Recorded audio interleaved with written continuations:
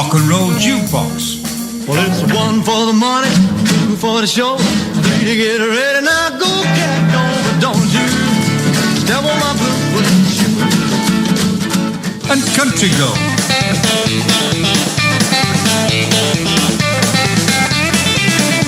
All new shows on Spectrum on Air. Visit our website on spectrumonair.com or listen on Mixcloud Live.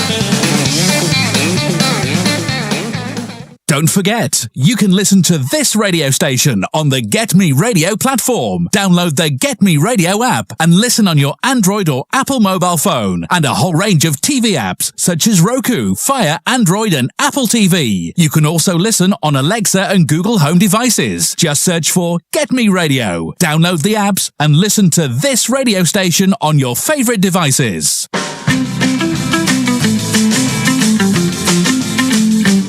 Why not come with me, Tony Ingledown, on a journey in my time tunnel? Broadcast every Monday between 2 and 3 p.m. on Spectrum on Air. I'll be taking a trip down memory lane, playing music from the late 60s through to the 80s. Indulge yourself in some nostalgia and let us go back in time together. That's Tony's Time Tunnel every Monday between 2 and 3 p.m. on Spectrum on Air, the colourful voice of radio. I hope that's a date. Don't be late. New smart apps with our advanced ways for viewing. XP TV One. You can now view us on Samsung Galaxy Store, Apple App Store, Google Play, Roku, Samsung Smart TV's App Store, and Apple TV, Huawei, Amazon Fire Stick, and App Store. XP TV One. Tomorrow's TV broadcasting today.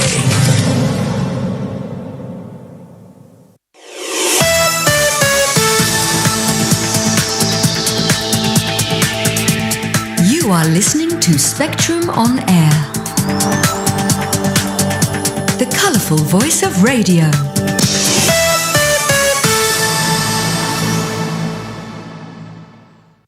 I'm Barry. I'm Bob Bluffield. I'm Alan Mallion. Together we are the Grumpy Old Men. Every Saturday morning between 8 o'clock and 10 o'clock. Only on Spectrum on Air. Often controversial, sometimes fun, but never dull. The Grumpy Old Men bring you their slant on world events and current affairs. 8 to 10 Saturday mornings. And a very good morning to you. There's a warning that this show contains free speech from the presenters, which may upset or offend. But in the meantime, well, we'll just get on with it. And we hope that you enjoy the next couple of hours where myself will be joined, of course, with Alan Mallion and Mr. Bob Bluffield. And we'll sort of try and put the world to rights or something like that. Good morning. I'm not saying anything in case I get into trouble. Well, this is... I think I'm going to have to be quiet. This is what I'm going to do today all the way through. We could have the first silent grumpy show, couldn't we? That's a thing, isn't it? Well, we know that the local police are listening in, just in case we say anything that could be possibly construed as homophobic, racist, or anti-Trumpish. Yeah, they're reckoning 12,000 a year have been arrested for this. Yeah. Unbelievable, isn't it? All right, gentlemen. Well, thanks very much for your company. I'll see you next week, all right? Okay, yeah. Okay. Yeah. It's probably the best way to do it, you know. It's, talking about police, by the way, did you see that the Australian police are now starting an advertising campaign over here to try and attract our coppers to go to Australia with all these benefits? I mean, we haven't got enough coppers now. They can't recruit anybody. Now they're going to be poached by the Australians. Yeah, apparently it's quite a significant upgrade in lifestyle. Yeah, well, yeah. Same with nurses as well. Yeah. Oh, yeah. Yeah. Yeah, if you happen to be a married couple that was a policeman and a nurse, the attraction of going to Australia would be quite high. I think the reason is they're treated like professionals over there. They're not here. Yeah. In many respects. Well, in many respects, I've got no criticism of nurses at all. I think there might be the odd bad player, but actually I think the vast majority of them are really nice, lovely people. A lot of the ones we've come across lately have been from Kerala in India. All right. Which is we've got a talking point because we've been there, and they're really nice. So they can't have many nurses left in Kerala because they're all coming over here. This is the trouble, isn't it? It's like a brain drain, isn't it? They're coming from all these other countries, leaving the other countries short. Yeah, but of course, it's we're the equivalent of Australia to them because it offers them a better lifestyle, better salary. They earn more in a month here than they do in a year in some places. Yeah, but when you talk to them, they a lot of them want to leave and go to Australia, which you can't blame them, can you? No, well, if you've got something to sell, you sell it to the highest bidder, don't you? And if you've got a skill set to sell, and you're not tied to a particular location, then you might as well move to wherever you get paid most. That's right. Morning, Mike. You there? Yes, I'm there. I'm just listening in. As I say, I'm not going to say very much this morning because, I'm in trouble, So, I've been hacked, slapped, cut off, ignored. It's. I was on a phone call yesterday, which was it came out as a hack thing, because I've had this number before. Yeah. Potential hack, it said. So they're actually all the blooming time, aren't they? And it seems to be very much on the increase, doesn't it? Well, it's amazing because the thing is that the traps that you can fall into, because all my Facebook friends, all two of them, they cut on, they put a thing on it. Oh, sorry to hear that, And then you've got 20 emails from people that or Facebook messages from people you've never heard, but all saying, "Oh, PM me now, because I'll sort you out in half an hour, Oh, this is what annoys me. They're hackers, aren't they? Of course they are. Yeah. That's the trouble when you put it on Facebook, isn't it? I can sort yourself out, sort all your problem out for you. It only costs you 10 quid. Yeah, I'll delete them all. Send your bank details through to me, and I'll do it for you. Maybe this is why they do it, so they can get you on there and you think you'll fall for it again. Well, I don't know. I've had one of those weeks. What a sad world we're living in, aren't we? It is, isn't it, really? I've had one of those weeks. I've fallen in and out with people and said the wrong things to people and done the wrong things to people. And nothing new there, is there? Well, perhaps I went OTT a bit this week, but... It's been a stressful week, Mike. It has. It's been a very, very stressful week. Let's get you into a good mood. I don't want to be in a good mood. Well, there you go. The Grumpies. Nothing could have been more stressful than bloody Wednesday. Francis goes to the hospital. David, her son, couldn't park, so she had to go in on her own and be on her own all the time in the build-up to the operation. The operation happened at 2:00. They said they would ring me with the outcome. By 9:00 at night, I knew not a thing. I rang the hospital 10 times without anybody answering the phone. Yeah. But on the 11th, I think it's the 10th or the 11th attempt, a nurse answered who happened to be her nurse. And explained that everything was all right. You imagine the things that are going through my mind. I thought perhaps she was in intensive care. She died under the anaesthetic. You just don't know. And it was really, really stressful. And for somebody just to make a quick phone call to say she's out of surgeries, everything's all right, blah, blah, blah, takes nothing, does it? And that is where the NHS goes wrong. We had a letter the day she's already into the operating theatre when the letter arrived, which was written a month before to the day, and it arrived confirming her appointment and her operation. Yeah. And not only did the letter come, it got an extra page with nothing on it. It just said copy with nothing on it. So all this wastage. I know. Then we had another letter yesterday from the surgeon that we'd already had that a month ago. So everything's duplicated. Well, I had an interaction with Blakeland's Hospital, which is a private hospital. Yeah, I know. And it's like a different world. Yeah. I think hello, Mr. Bannon, how are you this morning? Would you like a cup of tea? Over there, there's a tea machine. Just go and help yourself. Would you like us to book a taxi for you? Really? Yeah, just so nice, just helpful, Yeah. While you're in the waiting room, somebody comes along and says, "Is everything okay?" And they just it's like different class of service. Yeah. Oh, absolutely. It is so noticeable. I know the NHS is overworked and all the rest is overstressed. That's fine. It's not the frontline staff. It's not their fault. It's the system. It's the little things, little niggling things in the system, which wouldn't take a great deal to sort out, would it? No, I agree with you. Letters out in a timely fashion, or if they got their NHS app working properly. I mean, I've now had 10 reminders about, vaccines, COVID vaccines. 10 reminders. And you try and clear, it says clear all on the website, and it doesn't clear them. They just keep coming up. Yeah. Got to say good morning to Australia this morning because both Darren and Brisbane Good morning, have joined us. Good morning, Australia. Hello, both of you. I hope that you're well and enjoying the... you're going into the winter now, aren't you? Autumn. Yeah. Yeah, the autumn of discontent. We've got summer coming on. It's going to be here next week, and then that's it. I'm curious to find out. I mean, if Australia's on Donald's, purchase list. I mean, he's going to buy Greenland. And I know he wants to. I thought he was taking Scotland. Do you think he might want to put a bid in for Australia as well?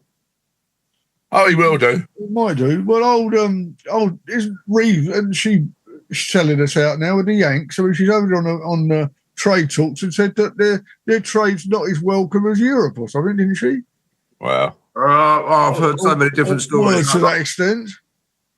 Lammy will be happy though, won't he? Because he's waiting to see if it's going to be a black or a white pope, isn't he? Because by the colour of the smoke. Where did you hear that one? He's apparently, I've seen the clip, he said it. No. He did. That is the biggest load of old twaddle I've ever heard. No, it isn't. You look at it. Okay, all right. I'll try and find the clip I'll try and find it on YouTube. The coloured smoke does not determine the colour of the Pope. Well, we know that. He doesn't. What about those people taking selfies? No. I think that's great. Do you? Yeah. I think it shows a big mark. Be disrespectful. Do it properly. Well, there's that to it. I love the stuff that's coming through on Mixcloud because Darren said I had a dodgy email from Mike this week. I had no issues of hundreds. It. Well done, Darren. Thank you very much. Brisbane girl said no, he wouldn't dare. You dare, yeah. That's right. But I was. I'm going to keep it very short because it's bored me to death this week. But I got seriously hacked, and all my contact details were sent to people asking them to do this, that, and the next thing. So, and regrettably, my very good friend, my best friend, really, because I've only got one best friend. I thought I was your best friend. Only got one friend, really, but. He's very, very tech savvy, and he won't open an email from me if he sees an attachment to it. We met up in the pub that early on that night after I'd been attacked, and he walked in there, and I said to him, no, I said, don't say anything. I've been hacked, and his face dropped, and he said, what do you mean? I said, I've been hacked, and he said, no. I said, yes, I have. He said, no. He said, it's just cost me 250 quid. So I said, what do you mean 250? He said, well, you asked me to buy you a John Lewis gift card. He said, and I did. So, there's a lot of clues in that email, though, wasn't there? If you looked at the email address, it had been doctored. If you looked at, you don't sign your emails to people you know Mike Barry. You just sign them as Mike. Yeah. And we all know you've got an Amazon account. Yeah. I mean, the trouble is that, I mean, this is, I'll draw this to a conclusion now, so I don't want to bore the listener, but I think that in all of these instances, that if you get anything like that at all, ignore it, delete it, but then phone the person concerned, because there may be genuine instances where somebody, loses his wallet or something and needs a bit of cash to get. Well, I've had that one. Funny, if I had that one again this week. My phone number's changed, Mum. Yeah, no, and all that business. Well, I'm not your mum for one thing, and who is this clown? It's not my son. Yeah, that's right. I need some money for a new phone or something like that. But one thing was proved by this whole episode, that is that there is always one sucker that will actually do it.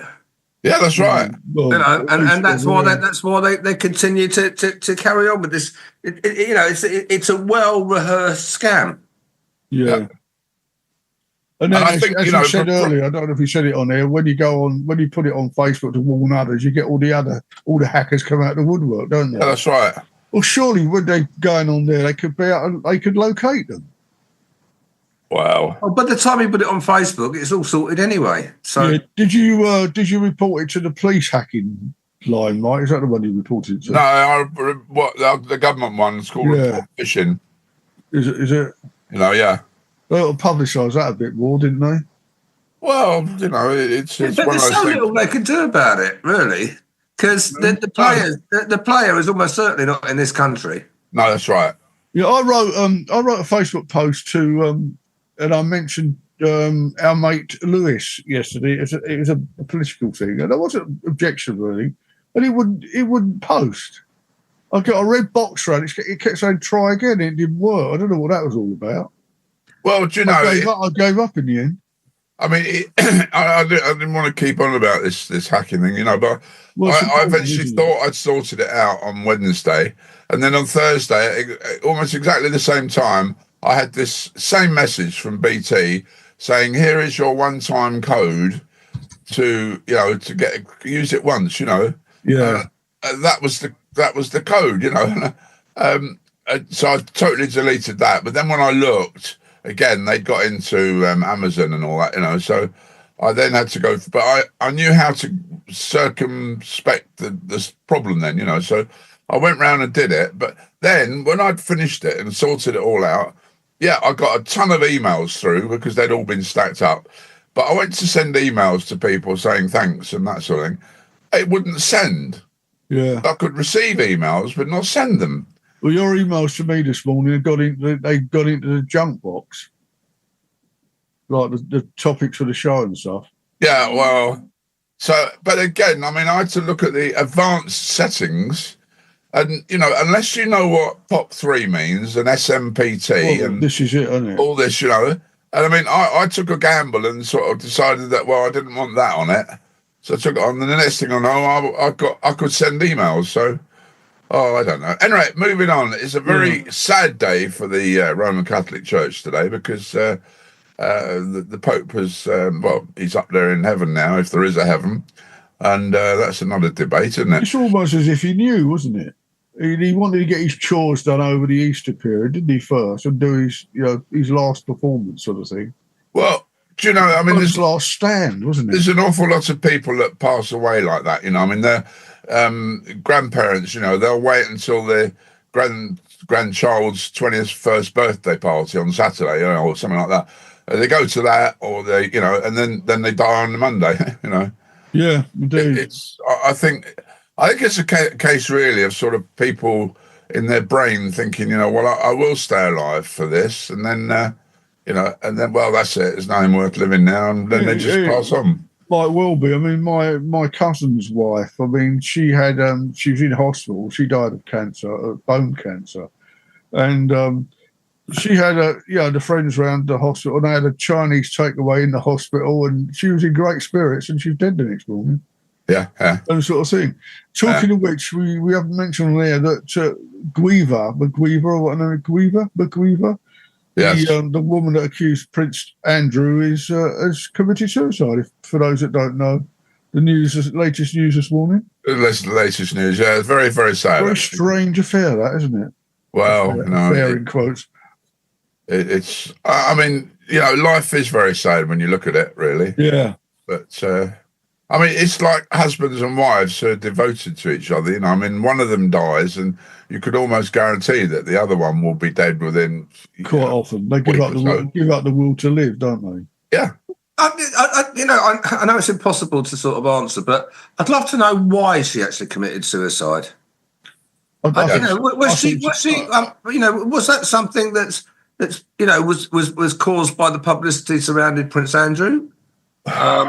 I think she was a publicity seeker, but she'd been I got that. Split up with a partner, husband, or whatever, and he got custody of the kids. And there was a non-molestation order, I believe, against her, not him. But then she had this. Apparently, there was a crash, and she was a passenger in a car that got hit in the back by a school bus. Now, the school bus driver got out, and there was no injury. He couldn't even see her in the car. Now, was she in the car? We don't know. And all that happened was the tail light had been broken on the car she was meant to be in. Anyway, she appeared at hospital covered in bruises, all her face bashed up and everything. And she said, I think it was her kidneys had packed up or her liver had packed up, and she was going to be dead in 3 days. Yeah. So that was all a bit strange as well, because everybody involved with that accident, the police and everybody else, said there were no injuries. Yeah. And suddenly she turns up at hospital covered in bruises and stuff. Who knows what that was all about? It's a very weird case, yes, because... Yeah, and did she get involved with Andrew? We don't know, do we? I suspect... I don't think there's much doubt in the fact that... No, she was one of the girls that was introduced to Andrew.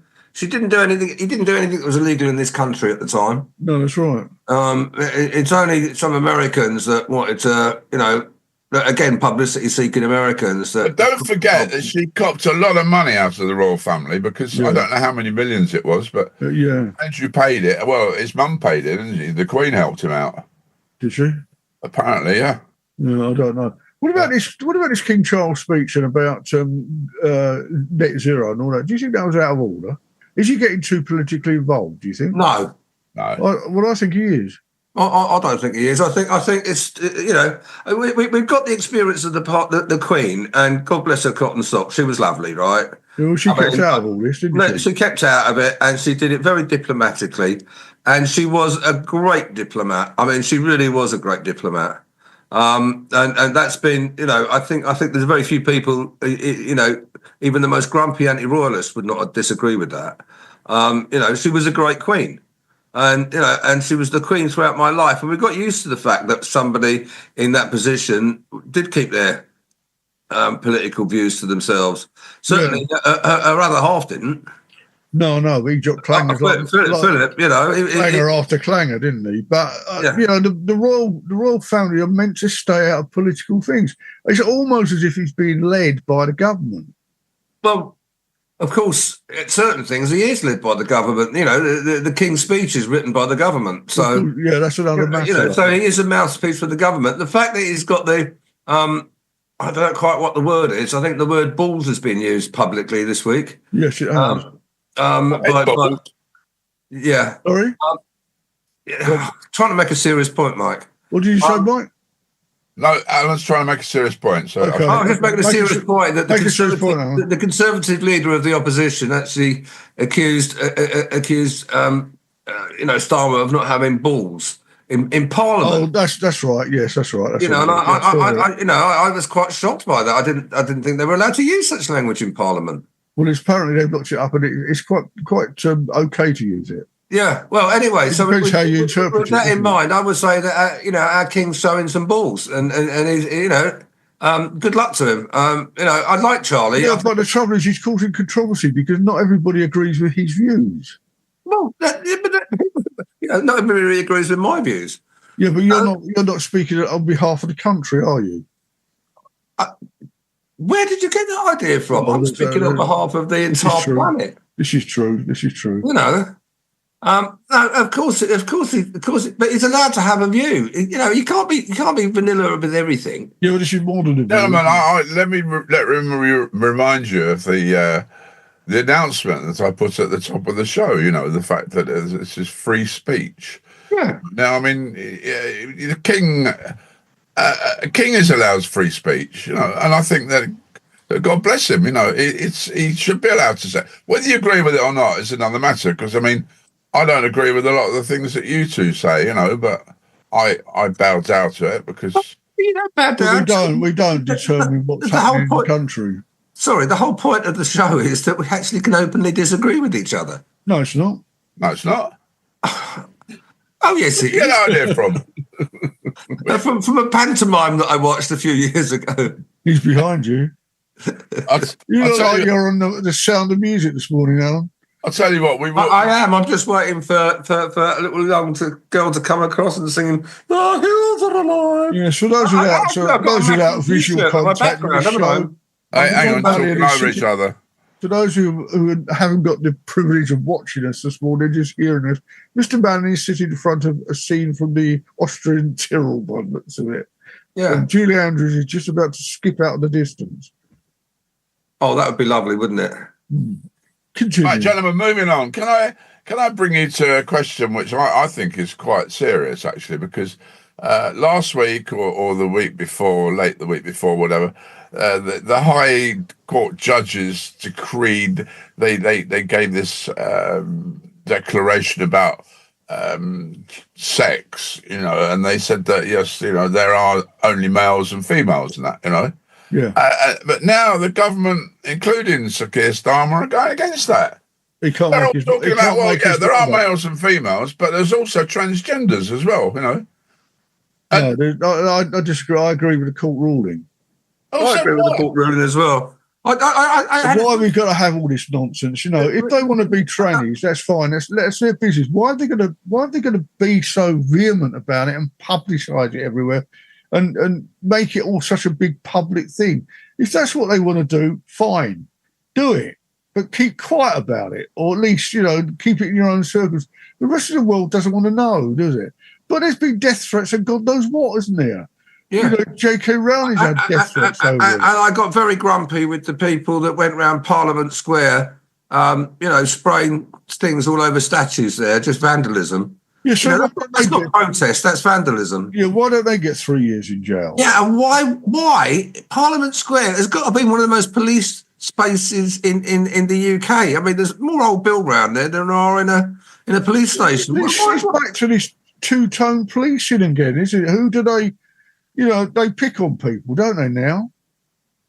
Listen, I stand up for everybody's rights to be whatever they want, LBG, XYZ, whatever, all right? Nevertheless, sometimes we're faced with practicalities. Yeah, but the other thing is they don't allow the opposing view. This is the thing. This is wokeism, isn't it? It's its highest. Look, if somebody you're not allowed to have an opinion that differs from theirs. If somebody is born female, right, the chromosomes say they're female, if their genitals are female, regardless of how they decide to dress, they need to be excluded from male-only spaces. Oh, absolutely. We're not talking about... I'm hearing it always around the other way, but it's a two-horse race, this one. Yeah, I mean, we're not talking about... such as when I had my studio, the toilet was unisex, but it's only one cubicle. It's a bit different, isn't it? Well, it's but they should be bringing this into it, and it's not, is it? Like on planes, of course, it's unisex. We're talking about areas where they get changed, areas where there's more than one toilet, and all the rest of it. I mean, there's quite a lot of spaces where you've got a gents and a ladies, but actually the hand washing facilities are unisex. I don't see any problem with that. Yeah, I don't see any problem with unisex toilets, providing they're cubicles and they're shut off. Absolutely right. Well, the French have been doing this for years, haven't they? I mean, you're standing there having a pee at the urinal, and the woman walks past you, they don't give a damn, do they? Well, you got an interesting thing when it comes to that. I'll talk about it later. I'll talk about that one later. Yeah, but no, I think women are entitled to... proper women, that is. I'm going to get into trouble over that one, but women that are born women have got a right to be protected. Yes, I do. And, I heard a couple of lesbians talking, and they're saying that female-only space is even more important to them because, they're lesbians because they don't really want to, have anything to do with men in any form of sexual or personal way. They don't want to. That's their life choice. I mean, good luck to them. Yeah. You see, it goes back again. Also, we have all this gay pride and this exhibitionism, don't we? And your cross-dressing and all this sort of stuff. Where all the gays I know, and I know quite a few, they don't want any of this. They don't want all this, rainbow flags and all that. They want to live their lives quietly. In their own sexual way, they just because they're gay, they don't want to be part of this great big exhibitionist movement. And this is seeming to me what it's become.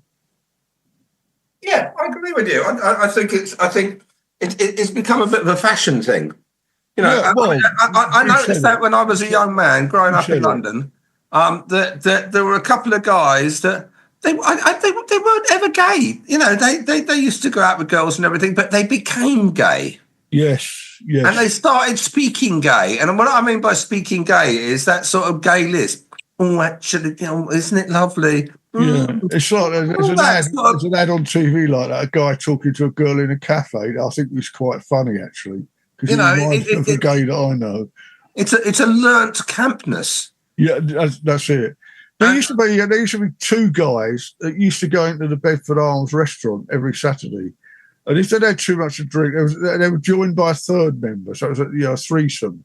And if they had too much to drink, they really did become obnoxiously gay. You know, they were rude to people, very, very objectionable. In the end, they got banned, I think. Oh dear. If Richard's listening, he'll know exactly who I mean, because he was a food and bev manager there. Yeah. Good morning, Richard. Yeah. We should say good morning, Richard, because we very rarely give any credit to Richard, do we? At all, you know? No, he's there. He doesn't miss a show. Doesn't what? He doesn't miss a show. No, and there you go. But I mean, it's why I can't get my head around this. I'm afraid, because if you wind the clock back several years, there was lesbians and homosexuals, Yeah. and then it started becoming LGB, and then it was LGBT, and then it was LGBT XYZ Q. I mean, and then you got all these 55 other connotations on top of which I haven't a clue what they are.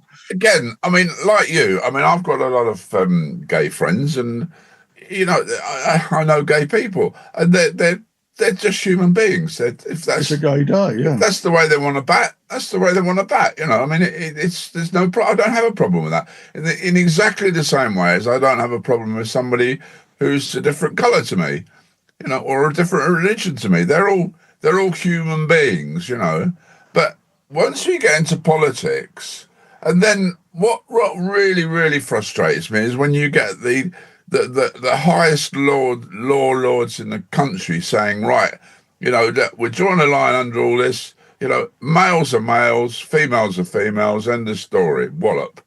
And the only people that I can see at the moment who have actually done anything towards doing this is the British Transport Police, who said if it's a male or a female, they'll be dealt with accordingly. It doesn't matter whether they're trans or whatever. There are lots of institutions that have had to change their policies.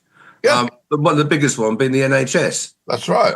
And a lot of nurses were complaining that there were transsexuals that were using the nurses' changing room. This is up in Blackburn or somewhere, yeah. I think it's all over the place. The thing is, it's got connotations because you don't know whether they really are transsexuals, do you? This is the thing, or are they just dirty old sods who want to have a peep at them? Yeah.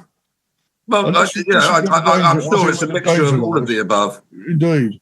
But if I was a nurse working in the NHS, I'd want to ensure that my changing room was a female-only space. Indeed. And then conversely, if I was a bloke, I don't want women in my changing room. Did you see yesterday Michael Fabricant, who I quite like, actually? He was called out as being gay by, I think, one of the Labour front bench. I'm not sure which one. And he came on, he was interviewed on TV yesterday. He said, well, I'm not actually. He said, I'm bisexual, he said. But, I don't care, really. And I thought, good for him, but, as if it was a slur on him, because he's a bit, he's quite flamboyant, isn't he? When nobody really knows if his hair's real or not because he doesn't discuss it. Well, you haven't got to go back in time very far when you had situations like Mr. Alan Turing. I think it was shamefully dealt with by the state. Because it was illegal, wasn't it? It was illegal to be homosexual. You went to prison for being homosexual, and he ended up having an operation on his brain. Yeah. Did he have a lobotomy? He had something. I don't know. They drill into your head, don't they? They drilled into his head and killed a bit of his brain that was supposed to be the gay bit of the brain. Yeah, which is sex we're pleased with British, Terry says. Which is like as ridiculous as it gets. Okay, he's had a public apology, but it's a bit late for that, isn't it? Really? Well, he's not going to know, is he? Well, he doesn't know that, does he? No. Well, unless he's in heaven looking down, of course. Yeah. Well, talking about looking down, I mean, it's just the Pope's funeral today, and I hope you'll stay tuned to the Spectrum on Air, the colourful voice of radio.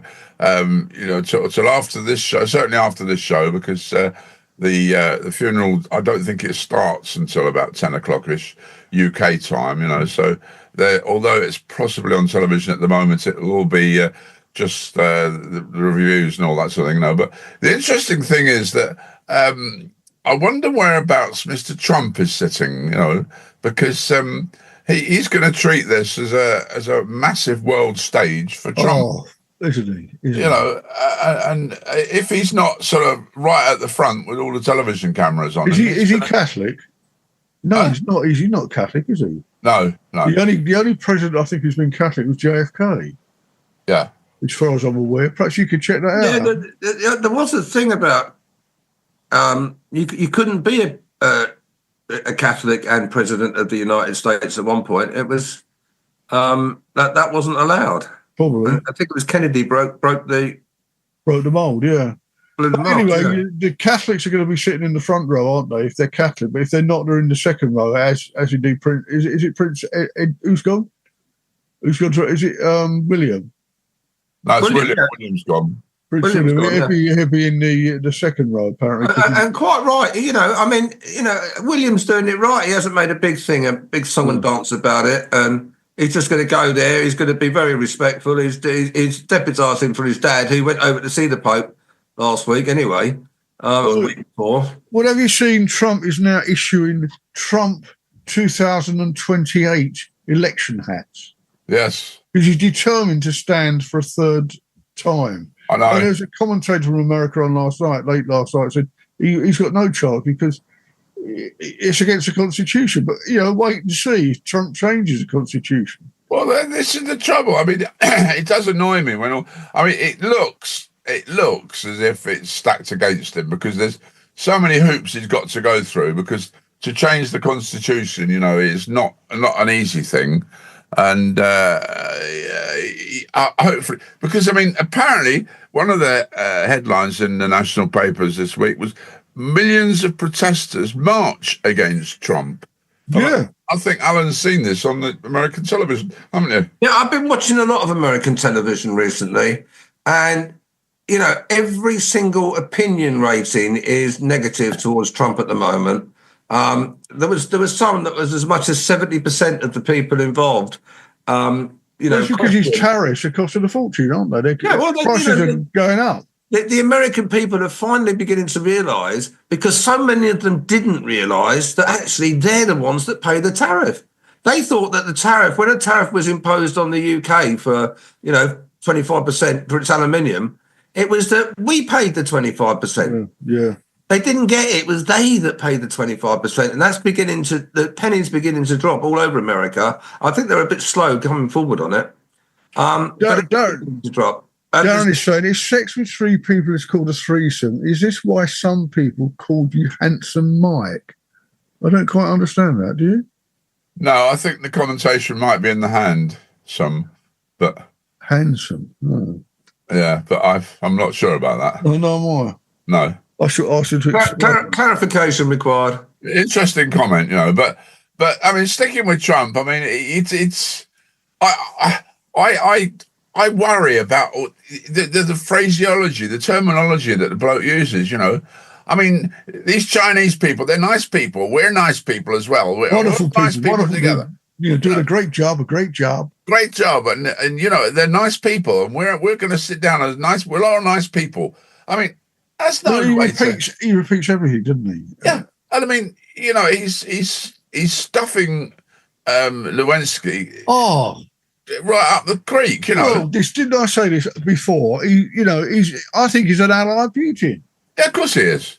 Without a doubt. Of course he is. Without a doubt. What sort of agreement is it? Peace agreement? If we'll settle this war. We'll give Putin what he wants. He can keep all the land. Yeah. And it's not the first time. By slap his wrist, he can't fire any more missiles. If we go back to 1945, at the end of the war, the Americans and the Russians got together and divided up Europe between them. Basically, that was the start of it all, wasn't it? That was the start of the war. The most graphic explanation of that, of course, is the Berlin Wall. Yeah, Tina didn't get it either. No, I think it might be something to do with merchant banker, but never mind. Oh, really? So moving on swiftly, the Berlin Wall. Yes. That was an agreement. Not an agreement, but certainly... No, it wasn't an agreement. 1961, wasn't it? The Russians just marched in and built a wall, didn't they? And just divided the city. Because it was divided after the war into French, American, British and Russian sections, wasn't it? Yeah, but they just carved up Berlin between them, and that was a deal done with the Americans primarily.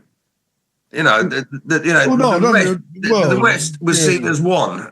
So it was America and Russia that really sorted it out. And old Churchill sat in the middle of it, but he had very little say.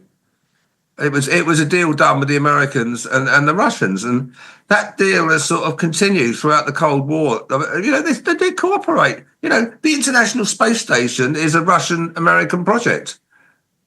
Yeah, I was in Berlin in 1972, and it was some anniversary for East Berlin. I don't know what it was, but on that particular weekend, they allowed a certain amount of East Germans to come over across the wall to meet their relatives, and we met these two old guys they must have been in their 80s, and it was quite a moving experience because they hadn't seen each other since 1961, and this was their first reunion because of this 24-hour pass or 12-hour pass they were allowed to have, and it was quite emotive, really.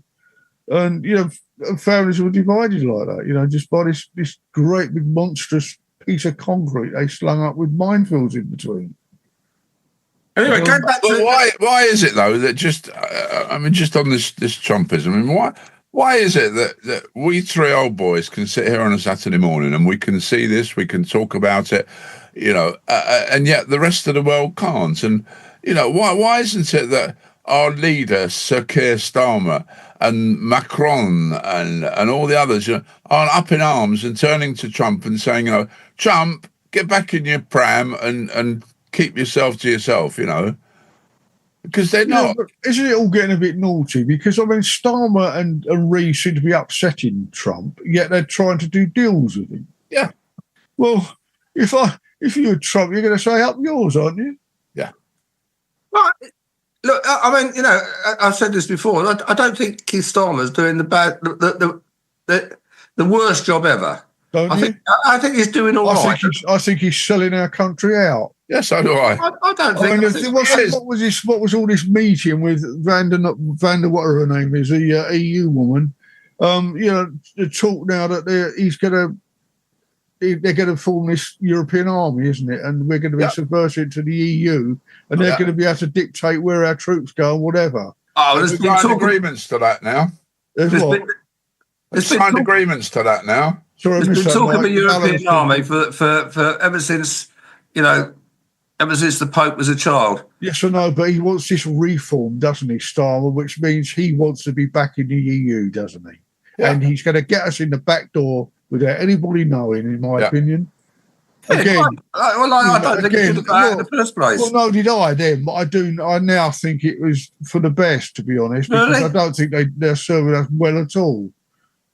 No, I still think. I think it's a case that they need us more than we need them. Looking at the way the EU has gone. No, I've said it before, Bob. It's about time we reined in. We just pulled the drawbridge up to the UK, and said, right, look, we're the UK and that's it. Yeah, we're not playing ball with anybody else. You want to play ball with us, you come and talk to us. Do a Trump. You want to do. I don't think we're going to be the UK for much longer. I think we'll be the United Arab Emirate of UK. Well, not the United Arab Emirates. But you know what I mean. And the 54th Republic of 54th state of America, And now they're talking about come the local elections and such. There's going to be a lot more candidates. Gaza supporting candidates going to be there. Yeah. I think it's getting quite worrying when these elements are getting into Parliament and things and into local government, because they've got a very, very strong influence on what's happening in this country. More than is good for the country. They want to change the complete culture and structure. I wonder if, going back to the Pope's funeral just for a moment, I've managed to find out the details you asked about. Trump regards himself as a Christian, as did Obama, as did Hayes, as did Johnson. The only two Catholic presidents have been Kennedy and the last one, Biden. And Biden is also going to the funeral. I just wondered if he got a lift in Air Force One. That would have been an interesting ride. I don't know, after the way he slagged him off. You see, Trump's taken this line and like Starmer's. Everything is a Conservative's fault, isn't it? It's never, they've been in government nearly a year now, but they're still blaming the Conservatives for what happened before. And Trump is exactly the same, isn't he? He blames Biden, doesn't he? Everything. The entire Ukraine war was down to Biden. Yeah. Yeah, but let's face it, gentlemen, this is a game that they all play, because if you remember, when Labour got in, there was a £22 million black hole. And I mean, 6 months later, they're still talking about a £20 million black hole. Yeah. And is it exactly the same amount as they go to initially go to Miliband? Yes. Yeah. Miliband, I can't understand. The public can see it. Why can't these fellow Labourites see what he is and what he's doing? And the guy's unhinged, I think. That's my opinion, I have to add. Yeah. But he's obsessive. Surely you don't want leaders who back up to Trump. We want strong leaders who take on tyrants. That's right. Absolutely right, Teen, So. Yeah, I don't disagree with that either. It's like, I think it depends on what subject, The Canadians certainly have shown that you can stand up to Trump. Because they are just saying, up yours, America. What's happening in Canada, Because Carney became president, because didn't what's his name? The previous one stand down, didn't he? You got his name there. His father was the president as well, wasn't he? But then there's an election coming up, isn't he? So how long's Carney in for? I don't know, but they're sort of, the Canadians seem to be very resolved with they're very united about their fight against Trump. That seems to be the way Canada's going. Canada's just saying, bring it on. You say that. I've read quite a number of articles about this, and there's quite a large lobby. I don't know what numbers are. I mean, we're talking about, I think, tens of thousands. So in the shape of things, it's not that many. Although the Canadian population is not that great, is it? But there's a quite a largish group that would like to be a state of America. Yeah. No, but you'll always get a few traitors in every organisation. I suppose if you surveyed the entire British population and said, "Would you like to become the 51st state of America?" there would be people that would go, "Yeah, I'd love to do that." Yeah. It's a bit strange, and it's like when Pakistan was divided by India. You got the West and East Pakistan in the old days, didn't you? You've got Alaska that sits out as part of America, and it's separated by Canada. So, but again, Canada has a logic problem there. Canada has a sort of problem in itself in that it's almost 2 or 3 different countries because, Trudeau, thank you, Darren. Trudeau. You've got French and French-speaking Canada and American-speaking Canada and that, so. They got, Brisbane Girls saying we have another general election next Saturday. They're only in for 3-year terms here, but they can do multiple if re-elected. Yeah, thanks, Tina. I didn't know that. I didn't know you got an election there. Yeah, there's Trudeau. Thanks, Darren. Trudeau resigned. So they're having an election to confirm, the new leader, Lovely headline in one of the national newspapers, though. Every time Labour gets into power, the economy goes into reverse. Doesn't it just? And, I think that summed it up beautifully, really, so... It's well, we're talking about big tax. They've got to go around filling in black holes, haven't they?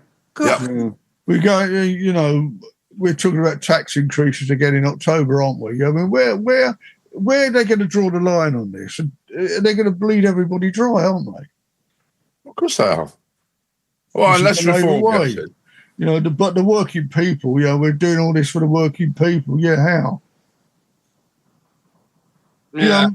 Miliband keeps harping on. Did you see the bizarre interview with him on one of the radio stations where he was trying to defend the fact that our energy prices are so high because it's based on the international price of the raw product. Yeah. But he'll kind of understand or explain why we're paying 4 times more than most other countries. No, that's right. Just doesn't make sense, does it? It's just totally and utterly illogical. You know, Terry says that Zelensky tried to stand up to both Trump and Putin as well, you know, but... Yeah, got shouted down, didn't he? Yeah, but again, the trouble is you can see now the cracks starting to appear in Ukraine because, you know, the mayor of Kyiv, you know, has sort of stated that, perhaps the only way to end this war is to agree with this separation of Crimea and that sort of thing, you know. And whilst they have this national constitutional law that they can't go for to vote a government in, they can't go for an election at the moment because they're in a state of war. But I wonder what would happen if there is a truce, and whether that allows then the constitution to go for a general election in Ukraine, and what would happen then? You know, I'm quite sure Zelensky will be pushed out, because doesn't this tend to be the trend? Doesn't it? You know, you get a leader like Churchill. You know, you take somebody through the war quite successfully, or you win the war. If anything, well, I think the war, and then you get voted out. Would go out there. He'd run it. You know, he's really angering me. There's a guy on who's a businessman, was on the other night on Christie's show, and he was saying, I cannot stand this man and what he's doing to this country. And he's, in my opinion, he's absolutely right. Starmer seems to be upsetting everybody, but then at the same time, he's trying to play the big boy. He's trying to make out that he's the most important man in the world, isn't he? Yes. Meeting leaders from here, there, and everywhere. Yeah, let's get a few things sorted out in this country that needs sorting out first, shall we? He's the most important man in the world. Of course he is. In his eyes. Well, you know, I mean, you know, he's I think he's an awful immoral individual. I really do. He's got no morals. He doesn't think anything about our British people. I think he's scared stiff of the public, to be honest. Yeah, I think he's just scared stiff of public opinion. That's why he's trying to silence people, and it's going to get worse. He's got no issues at the moment. You know, it's like Trump. You know, both him and Trump are in the same slot. That they got themselves elected with a thumping majority, and they can do what they like for the next couple of years. And we're not going to see any end to anything in the next couple of years. I mean, the first chance there is of a big change in America is either, you know, the military get together and agree with the public and impeach Trump, or we wait 2 years till the midterms and all the right-wing candidates get voted out, and all of a sudden the balance of power will change. But he wiggles out of everything, doesn't he? You know? Yeah, he's a Teflon man. But he's so inconsistent in what his decisions are. There never seems to be any logic to it. I've watched a number of American, you know, current affairs programs, and they are all slating him. There is not a single, you know, even Fox News published a poll which showed that his approval ratings were down way below what they've been in the past. And, you know, I think it, I can't remember what it was, but it was a significant number. And, you know, so, you know, he's unpopular, you know, with the left and the right, and particularly the left. There are thousands of protests all over America going on today. Do we think he's unhinged? It's a fruitcake. Is he bipolar, do you think?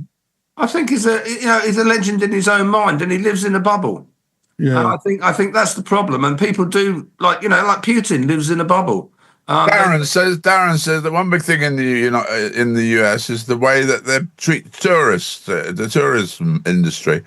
And he says it reckons it's collapsing, and there's so many people who are not going there. And the Australian government has given travel warnings about going there. Yeah, well, because you can get arrested and bunged up in a prison in El Salvador just for saying I don't like Trump. Yeah, really. You know, regardless of what nationality you are.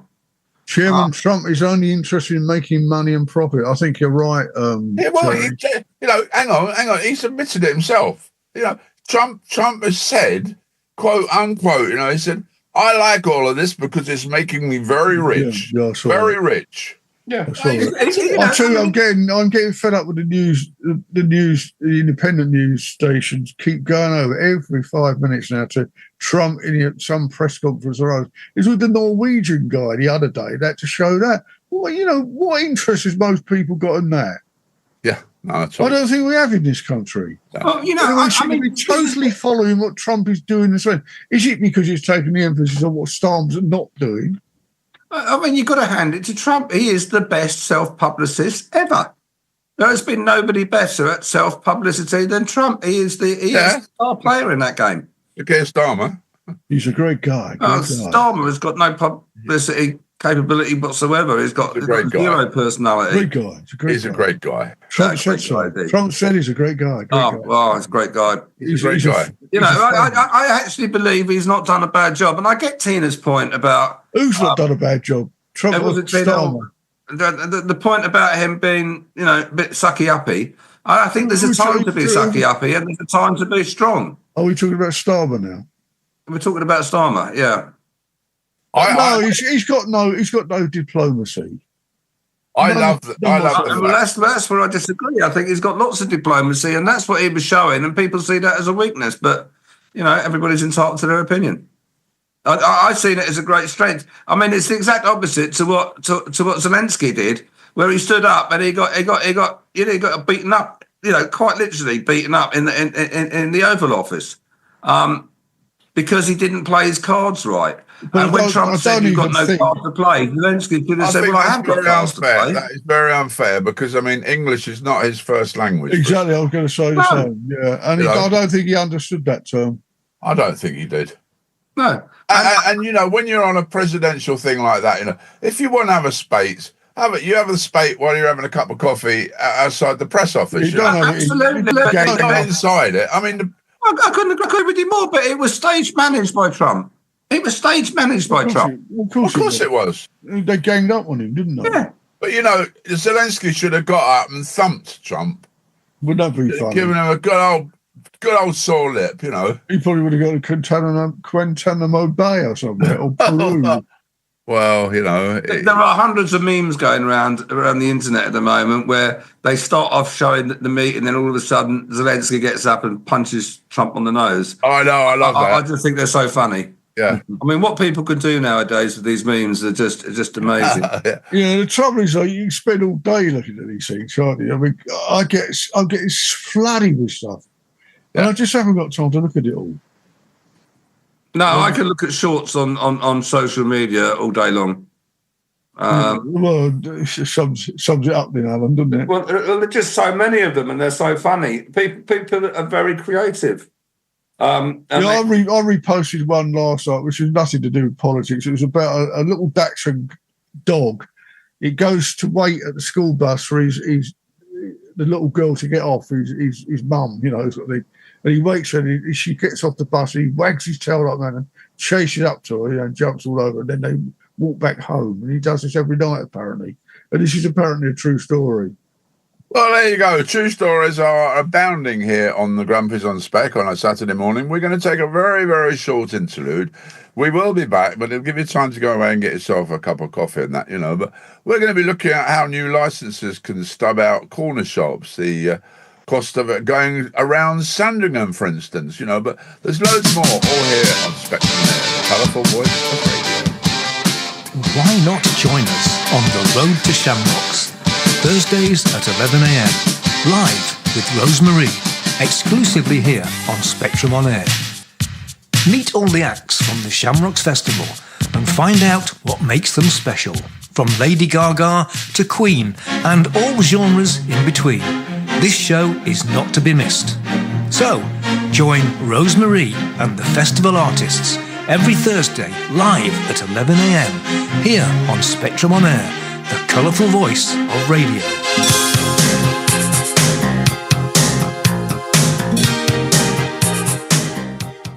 Hi, why don't you join me, Joe Caldwell, on the Real Room Radio Show, Fridays at 8 p.m, here on Spectrum On Air.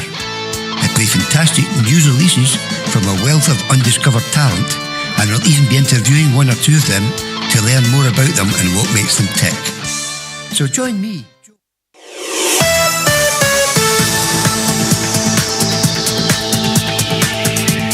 You are listening to Spectrum On Air,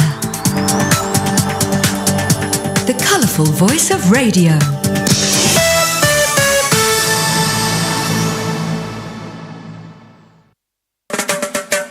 new shows to listen to on Spectrum On Air. Reggae. Ooh, yeah. Rock and roll jukebox. Well, it's one for the money, two for the show, three to get ready. Now go, cat, go, but don't you step on my blue shoe. And country go.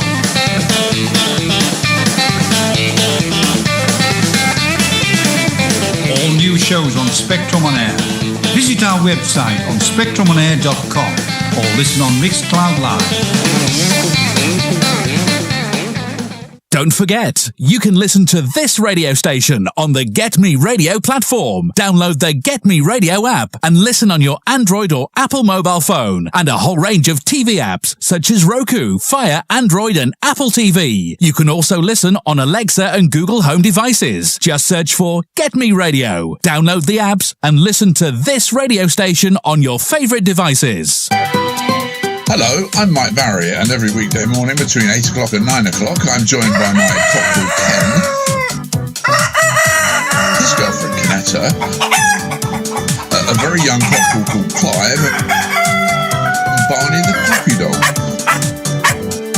Well, we bring you an hour of madness and, yes, some good music. So why not join me for breakfast on Spectrum On Air, the colourful voice of radio. Having trouble advertising your act? Need more exposure without breaking the bank? Here at CJC Promotions, we believe that teamwork, bonding and having fun go hand in hand with promoting your work. We believe in artists getting the exposure they deserve without experiencing the stressful side of social media and advertising.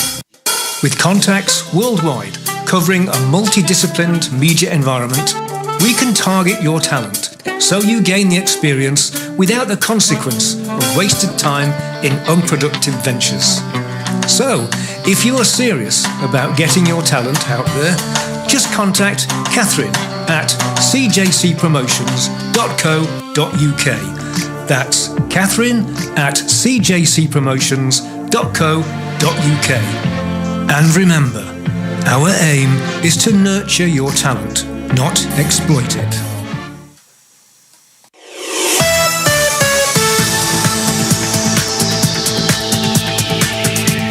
You are listening to Spectrum On Air,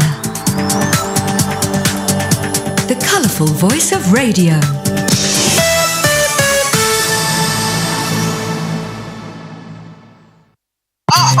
I'm Barry. I'm Bob Bluffield. I'm Alan Mallion. Together we are the Grumpy Old Men. Every Saturday morning between 8 o'clock and 10 o'clock, only on Spectrum On Air. Often controversial, sometimes fun, but never dull. The Grumpy Old Men bring you their slant on world events and current affairs, 8 to 10 Saturday mornings.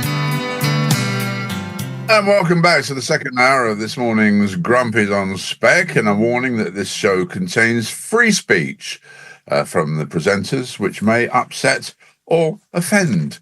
But there we are. So welcome back, and it's lovely to have your company this morning. And the little message I sent, perhaps Darren doesn't understand it because my typing is awful this morning. Chris says, I'll see you next week. He's off hiking again. All right, Chris, you have a lovely hike this morning. And Darren says that they're coffee. He says, what about a G&T, you know? And I've actually said, well, lucky you. And then message, good read, fancy coming on live? If so, I'll send you a link. But it didn't quite come out like that because it says lucky you, and then coming on whatever, I don't know. But Zelensky had a round of applause. Well, it wasn't fancy, it's just FCY. Yeah, well, that's right. Zelensky had a round of applause when he went to his seat at the Pope's funeral. Well, that's... Did he? I didn't know he was going, but good on him. Well, he wasn't... He couldn't make his mind... Well, I don't know whether he couldn't make his mind up or what, you know, but I think possibly because they really wanted to know how far away he was sitting from Trump, you know, because I bet at the moment Trump and him are glaring at each other, you know. Yeah, I can imagine. And did Putin go? I mean, that's the other thing. I don't think Putin... No, Putin's not invited. Wasn't he? He'd probably get arrested, wouldn't he, on the international warrant? No, that's a warrant against, wasn't he? That is a good point, Bob, actually, yeah, because they could be arrested, couldn't they? Yes. Excuse me, I've just texted my wife at the moment in hospital. I shouldn't be doing this on here, but... That's all right. I think that's a perfectly legitimate thing to do on air. So do I. Thank you. And you mentioned it in the first hour of this morning's programme, Alan, about the facts of the demonstrations in London and how the people were defacing the statues and things like that. But the thing is, nobody, I don't think, has been arrested at all. No, I just can't believe it. What is going on there with our TOT police thing? Yeah, live commentary. The Pope is now leaving the Vatican and is starting to head on his way. Yeah? Yeah. So, the crowds are all there. It's a lovely day in Rome. Beautiful weather. The security team's involved in this. There was a little documentary about the security involved in the whole process, and it's absolutely amazing. I mean, the Italians know how to put on a show.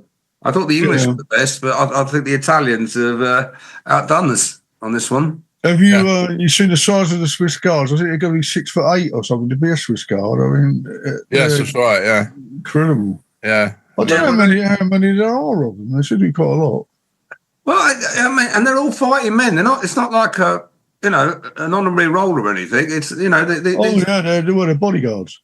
They are big lads that know how to fight. And I don't know how they came to be there. I'm going to have to look it up. I've got that film. I bought that film. 14th century. What's it called? About the Pope, the election of the Pope. I haven't watched it yet. The Conclave. Conclave, yeah. I still haven't seen Oppenheimer. I was going to watch it. That was a bit of opportunistic timing by the filmmakers, I think. Wasn't it? Yeah. Yeah. Right, moving on. There's a thing which we don't hear very much about, but it is happening apparently, about China and its new embassy in London, and how Sir Keir Starmer's actually letting them have this and letting them have that. And one of the things with agencies is that they should allow the British security services in to make sure that they're not being bugged and all this sort of thing. But China apparently they're bugging Whitehall pubs, hotels, and even benches in St James's Park. Who are China? Yeah, China. I mean, it's well, they've got police stations, haven't they? They've got unofficial police stations in shops and things like that, where they're keeping an eye on their people. They've probably got one in Costco now, and that, judging by the number of Chinese that are now going in there. Well, yeah. But China, Trump would say. I mean, you make these comments, Bob, in facetiously, but I think that they're probably very, very true. Well, they are true. They are true. I don't know about Costco, but they are true. They've got Luton, I think. Who was it? Somebody quite near. Apparently got one of these Chinese police stations. They've got them all over the place, apparently. But they're just spy houses, aren't they? Where they are looking at dissent. They're looking for people that have spoken out against their regime. Chinese police stations in the UK? Yeah, look it up. They're not police stations like you got coppers in. These are undercover type operations where what they're doing is they're here to search out dissidents from the PRC. So either to knock them off or to get them back to China. China has closed its unofficial police stations in the UK. Well, that's what it says.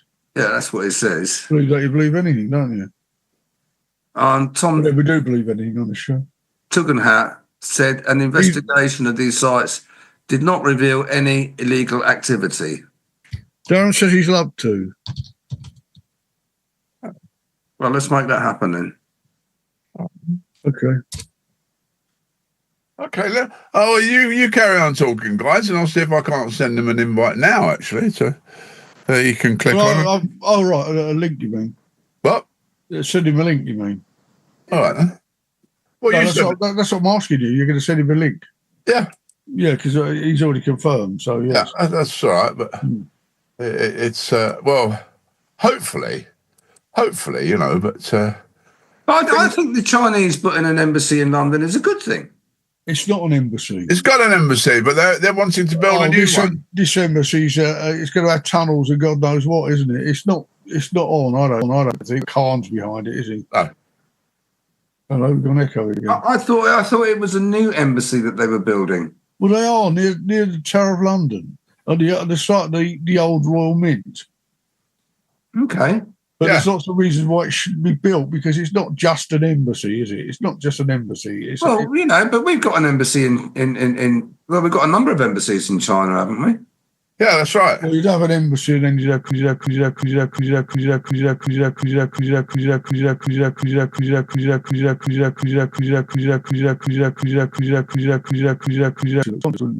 Oh yeah. Oh. What's going on? Well, you're is that better? Well, that was something else. It was, wasn't it? What happened there? It was Bob getting excited there, you see. Oh. Well, I was getting excited. Yeah. I don't know.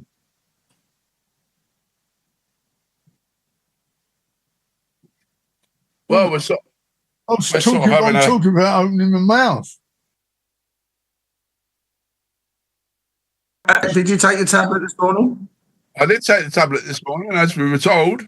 It's probably China. Yeah. We've had Darren says that we've had issues with Chinese officials almost kidnapping some people who were that's right, yeah. critical of the Chinese regime, yeah. This is what they've been doing in this country. Oh, the Chinese have been listening. Yeah, I think you're right, Tina. That's what it is, yeah. They're just He's running out of Chinese mic. Yeah. One of the three. Well, remember, quite a lot of our listeners are made up of the Chinese Secret Service, Donald Trump's Secret Service, and Putin's Secret Service. Yep. I mean, without those, our audience figures would be down. Well, do you remember when you said that list every week at the old station from Kamchatka? I can never pronounce the place in eastern Siberia. Yeah. Every Saturday they were listening, weren't they? Yeah. And that's where they got all their missile sites and stuff. Yeah. Kamchatka, I can't pronounce it, Peninsula. Ah. Yeah. Is that up near Birmingham? It's that way. A bit east of there. Oh, I don't know. Anyway, it's an interesting programme this morning, isn't it? We talked about the police as well the other day, and, that a quarter of the new police are going to quit over poor pay. But I get slightly frustrated with this sort of headline comments in the national newspapers because, when you join an organisation, whether it's the NHS or the Army or the Civil Service or whatever, you are very well aware of what the pay is. Exactly, and they've got fixed pay scales, haven't they? So why join in the first place if you don't like it? Yeah, well, we're not going to have any police soon, are we? I think the police are going to be replaced by something because they're now going to kick out anybody that's not being vetted properly, aren't they? The starting salary for a copper in this country is between 28 and 31k. It ain't bad, is it? It's a little bit below the now average, isn't it? And that goes up to 46k after several years of service. Yeah, but you won't get Generation Z wanting to be a copper, will you? Because inspectors can earn considerably more the potential earning of £60,000. Yeah, indeed. So they're not badly paid. I think they get a lot of perks on top of that as well, don't they? Not monetary, perhaps, but well, they do. They get overtime pay and they get this pay and that pay and all this, But I think that's at the end of the day, it's. Well, I don't know. I don't know what the world's coming to, really. Well, I've just gone on the police's own website, and they're saying that their starting salary is £40,776, so just over 40k. And then that goes up to 43k after 2 years' service. Yeah. And then 45k after 3 years' service. Yeah. So I don't think our policemen are badly paid at all. They're not. I don't think they are these days. Although they do, they do face a lot of abuse. But then so do anybody in the emergency services. The fire brigade do. The But the ambulance drivers certainly do. You don't join the police and expect to be treated, with great respect by everybody in the country. I mean, a lot of them join it because they like a bundle, don't they? Yeah, I'm sure they do. I was just amazed. I went to my local. It's not the first time, and I've already said it on this program before. But I went into my local PB garage, and there was 2 coppers in there getting their sandwiches, and they got guns. They got holsters and guns. They weren't carrying assault weapons or anything, but they were just armed police. Yeah. Well, did you see the outcome about the big pile up on the A1 like a couple of weeks ago? Yeah. And it seems now that they had slowed the guy down in the car, and it was a police vehicle that rammed into the back of him at 80 miles an hour. Yes. So what the hell were they doing? Well, it was the unmarked. It was the unmarked police car, wasn't it? It was the ran in the back of them. Yeah. Yeah, and apparently, I mean, all right, he obviously misread the situation, because as they were slowing them down, big time, he was coming tanking it round there, and didn't realise, and of course, wallop. Yeah, lack of communication. It's surprising nobody died in that. Well, it is actually. It just shows the strength and the vitality of vehicles nowadays, so. But the guy, shouldn't have been driving, he got no insurance or tax, and, he was on drugs, wasn't he? Yeah. Yeah. This is more the worry now, I think. He's drug driving and drink driving, isn't it? Because you've got no idea who's... It's like the one in Manchester where a little girl got killed. He'd been on cocaine, hadn't he? Yeah. I think you hear a lot of them. There was a 2-lorry vehicle crash on the M45, I think, a couple of days ago, and that caused a couple of deaths. And the 27-year-old lorry driver was charged with driving under the influence of drugs. So I think it's getting quite worrying, very worrying, actually. Well, it is, because I think it's creeping into our society more than we know it. Because. All right, I know Alan's got very strong views about recreational drugs, and I don't disagree. I just think we need to, it's not strong views. I just think we need to legalise marijuana. Well, yeah. And I just think it's the most stupid waste of police time chasing people with that particular offence. If we're going to legalise, if we're legalising alcohol, I think marijuana should be legalised as well. Yeah. Yeah. Simple as that. What, on sort of licence or something? Oh, the same as they do in Canada, and the rules in Spain are pretty good. You're allowed to grow a couple of plants at home, and that's fine. There's rules about where you can consume it and things like that. The rules in Holland, you can go to a cafe and buy it. It's just like it's just a silly prohibition that actually doesn't work. Nobody takes a blind bit of notice of it, and nowadays, unless you do something really blatantly stupid or offensive, a copper's not going to bother you about it. So it is effectively legalised, but I think the whole trouble with any of these sort of drugs, and whether it's alcohol or the druggy sort of things that you get, it's a controlled situation, isn't it? Because you start drinking alcohol and you can become an alcoholic. Well, without a doubt, the most dangerous drug available in the UK is alcohol, and alcohol abuse. The biggest single there now.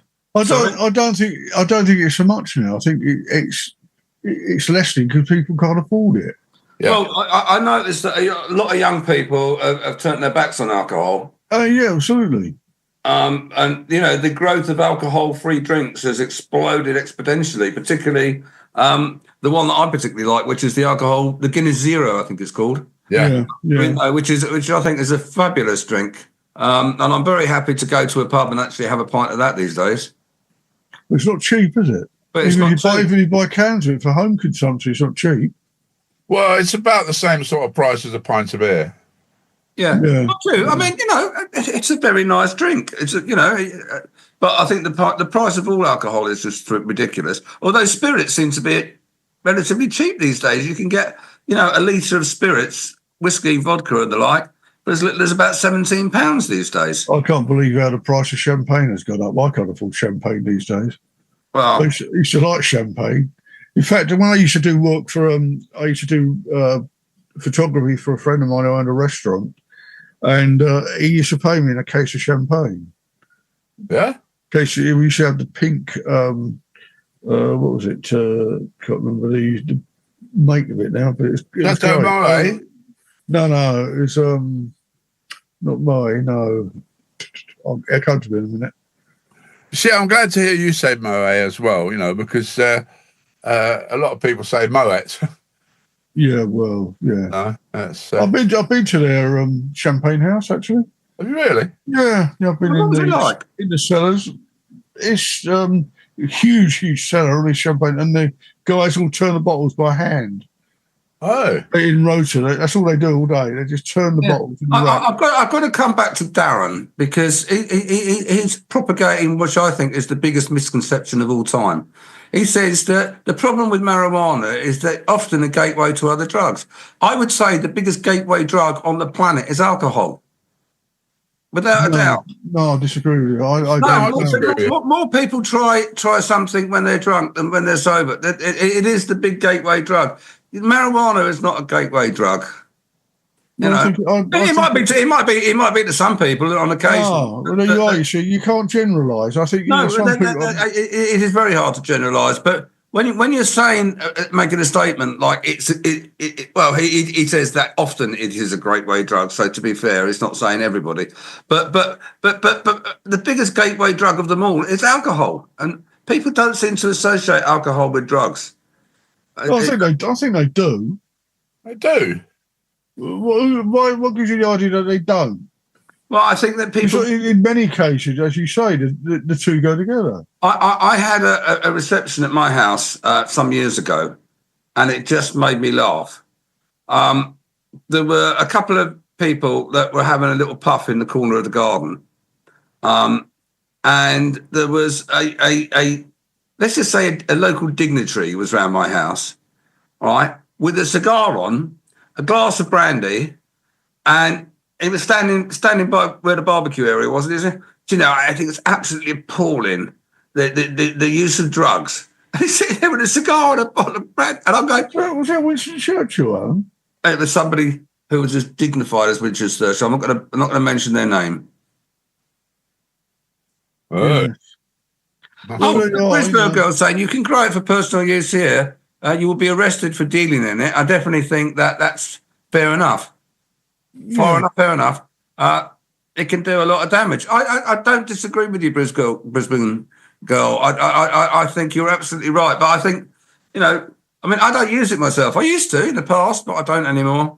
But this, it's not exactly hard to get hold of here. It really isn't. Well, we've got neighbours who you can smell it. Well, there's a dealer in every street nowadays. And you say that, Alan, but I have never ever had any drugs at all. In that great. Good luck to you, Mike. But I'm not boasting about that or anything. I'm just making a statement. But the thing is that I wouldn't, if I decided now that I would like to try it. I haven't got a clue where I could go. I don't know who to ask. I'll ask Alan. He'll tell you. Well, Brisbane's saying, no way, Alan. Marijuana is labelled as the cool drug that can't cause harm. Well, actually, that would be a very bad label because any drug can cause harm. And there are people, but the vast majority of people, do not suffer negative issues with it. And, nothing compared to alcohol where, so many people have harmful effects, and it tends not to make people violent, unlike alcohol. Oh, I don't know so much. Oh well, I don't think we should go into the whole marijuana. Darren's saying the issue with marijuana is that it's illegal. So once they've broken the law, it's easier for the dealers to suggest others to try. I could not agree more. And the fact that it's illegal puts it into a different camp. But actually, marijuana is not. It's the new drugs that are coming out. The what I would call chemical drugs. What's the one that Trump's going on about at the moment? Retinol or something? Phenitol, is it? Phenitol. Yeah, it's a lot of this is manufactured in China, and rat poison, all sorts of stuff's going on. Yeah. Fentanyl, is it? I can't remember now. Fentanyl, I think fentanyl. But they, they are the really dangerous drugs. Well, I think all drugs are dangerous if you don't know where they're coming from. Well, I agree with you, which is why I think that the sensible approach. If you're growing your own, I suppose it's a different matter, because you know it's pedigree, don't you? Well, but you look at it. Some of these backstreet supermarket places that have vodka for sale, sort of Russian vodka or whatever, which is pure and simple, flipping diesel oil. Yeah, I mean it's a killer. Yeah. I mean, I don't know really. I think the Pope's a lucky guy because he's out of it all now, isn't he? Yeah. No, I think the drug debate can roll on forever. And I wasn't very powerful arguments on every side. Thanks, Darren. I wasn't far out. I think I said that, did I? Fentanyl. Yeah, and there are powerful arguments on every side, and I over the years I've heard them all, and I think you just got to look at the balance of these things. You've got to accept the fact that particularly young people will experiment with alcohol, marijuana, and I think it's almost a rite of passage for many young people. You've got this pet subject now, Mike. No, I disagree with that totally. Rite of passage and all this sort of thing. If you bring up your children, Blake, bring up your children correctly, they won't go out and steal and murder and rape and drink and go on drugs and that because they are brought up properly as decent human beings and citizens. This is what's lacking now. This is why the country's gone to pot because people they couldn't care less about what the kids are doing. Oh, here's another couple of quid. Go out and get yourself some drugs. Yeah. Well, I think that's the little bubble that you live in, Mike. Actually, the vast majority of kids in this country are very well adjusted. They're very cool, and they contribute in all sorts of different ways. There's lots of young people that are doing amazing things, and there are some bad players as well. It's like, when you try and categorise all young people, it is borders on silly because it's a mixture of people. Now, is there less respect for the law? Well, there is. Because there's no respect for the law. The law is actually, when the police say you go shoplifting and we're not even going to bother unless you've stolen over 100 quid's worth or something. I believe that might be changing, but it's still currently the situation. If you steal less than 100 quid's worth, you're not even going to get arrested. They were talking about the security guards on a lot of these little shops. They don't seem to have one on our local Sainsbury's now, but they said a lot of the time they're little women, in a yellow tunic thing with a body cam. And what are they going to do? They couldn't stop a flea, let alone a persistent shoplifter. Yeah. And they're also now, a lot of them are going in armed now, aren't they? And a lot of them now are buying it and selling it to the corner shops, aren't they? Yeah, literally they're saying now. Yeah, there's been all sorts of reports lately about people. Well, do you know the figures? The figures are released this week. 500,000 shoplifting incidents now a year. It's a new record. 500,000.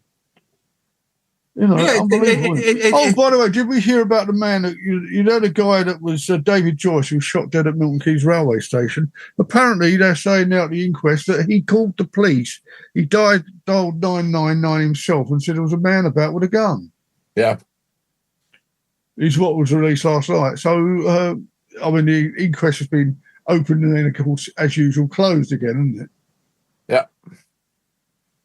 But he called the police to say there was a man with a gun? Yeah, when it was him with a knife. Yeah. So whether he's trying to grab attention, maybe he wanted to confront the police, get them there on false pretenses or something, so he could have a pop at them, it would seem, to me. Well, sadly, it looks as if he was, it was just something sort of a picnic. Yeah, well, he was known to them, wasn't he? Yeah. I don't know if he was known to mental services, was he? I don't know. But you're talking about licenses and things like that. There's a new license coming into effect now to sell tobacco and vapes. And little corner shops have got to have a license now they got to apply and buy a license for it. Yeah. You know, isn't that just trying to stamp out the basics of England being a regime of shopkeepers? You know, no, I think it's a damn good idea, and I'd also want to go one step further, and I'd make vapes as restrictive as tobacco. For instance, I just think when you go into a shop and you see this lovely display, it's actually beautifully done. You know, very creative displays of vapes everywhere. I mean, no wonder people get attracted to it. It's excellent marketing. I think they should be tucked away in the same way that nowadays tobacco is not on public display. And I think that's totally pointless. So do I. I think it's stupid. It's stupid because it takes more time for them to get the cigarettes. You know, people know they're there. So we're adults. We're adults, for God's sake. Yeah. The most attractive shops in Newport Pagnell High Street are the vape shops. They look absolutely wonderful. Well, they look absolutely fabulous. They're lovely. In your opinion, I don't. My opinion. I don't think but it goes further than my opinion. It goes further than my opinion because it's actually the statistics are bearing that out. There's so many young people actually becoming involved in vaping. It's attractive. It's it's seen as a cool thing. You know, in much the same way that when I was a youngster, cigarette smoking was seen as a cool thing. I mean, we used to have, used to go down and parents would go and buy their children imitation cigarettes. Well, I know that. You're easily led, Alan. Yeah, well, of course I'm easily led. I've never, ever wanted to smoke. It's never interested me. And I know a lot of people like that. My stepson's the same because his father died of a heart attack, which was probably brought on by smoking. Darren's saying fentanyl is often used legitimately for medical procedures, but like so many other drugs, is now used for other reasons. Well, yeah. Well, it's like ketamine, isn't it? Ketamine's a horse drug, isn't it? Yeah, ketamine is probably the big one here. That's being used extensively. So I believe that we should have drugs should be illegal. I just think that we've got the balance wrong. That's my opinion. Brisbane Girl said that vapes are illegal here because unless you have a medical certificate. Well, yeah, okay. Well, I don't know about making them illegal because I don't think that making things illegal. I think doesn't. Well, as I said, my opinion is that it should come under the same. It's pointless having laws if you've got nobody to enforce them, isn't it? Well, that's again for the licence of small shops. You know, we've got no police, not enough police. Crime is running out of control, and yet they're bringing in new laws that there's nobody there to enforce them. They're putting more work on the police. Look at it the other way. Isn't this just another way of the government getting more money out of people? Because these little small shops now, in order to survive, they've got to have a license if they want to sell tobacco. Because they've got to have a license now if they want to sell tobacco. What's new about that? What? Anywhere selling tobacco has got to have a license. Yeah, but you've got to buy it now. Oh, quite right. No, because there's a lot of little shops that are struggling, But then they shouldn't be selling tobacco. End of. If part of the deal to sell tobacco is get a license, then they need to get a license. You've got to have a license to sell alcohol. You've got to have a license. You don't pay for that, though, do you? No, you don't. Don't you? This is another tax, isn't it? That's what it is. It's a tax. It's the government trying to wheedle more money out of people. Yeah, what are they going to do? So much of the hill, there's no more money left to tax us for, because we've got no more money left they can take off of us. It's like all the pensioners, now who've got their pension increase, from the 12th of April or whatever it was, and that's great, but that's just put them into a tax bracket now where they have to pay tax. Well, just to get a perspective on it, the cost of a licence for a small corner shop to sell alcohol and tobacco is £100. It's very sunny, which some people would vaporise. All right, bigger shops can pay up to £1,900, but that's and you can get a personal licence for individuals for as little as £37. So this is hardly preventing it. What it is doing is giving, because it's licensed, it means that they can lose their license. And as somebody who's been on a licensing committee, Mr. Barry, you should know how important that is to people. So I think it's a very good thing that everywhere that sells tobacco, alcohol, and vapes should be licensed. I don't disagree with you. I think, that we should be licensed to walk out of the house and breathe air. We will be soon, won't we? I think we should be penalised, heavily penalised, if we go out and pollute the atmosphere because we haven't got a clean pair of socks on. Yeah. A mate of mine once said, Britain's a fine country. They fine us for everything. Yeah. It's like they tax us for everything now. We'll be taxed to breathe soon. Well. No, we're not the heaviest tax country on the planet, so... Well, pro rata we probably are. No, the Nordic countries. But they earn a lot more. I'm talking about percentage of income. Yeah, but it all balances out because they get an awful lot back in social services. Yeah, they've got excellent medical services. They've got excellent childcare services. And they've got excellent police services. Yeah. Well, we've got none of it. That's what you pay tax for. So, except there's a thing about in our country, we pay tax to the hilt and we get no benefits for it. Yeah. We give it all to I would argue that your good lady's just been to had a procedure that would have cost hundreds of thousands of pounds. Was she from abroad? Was she?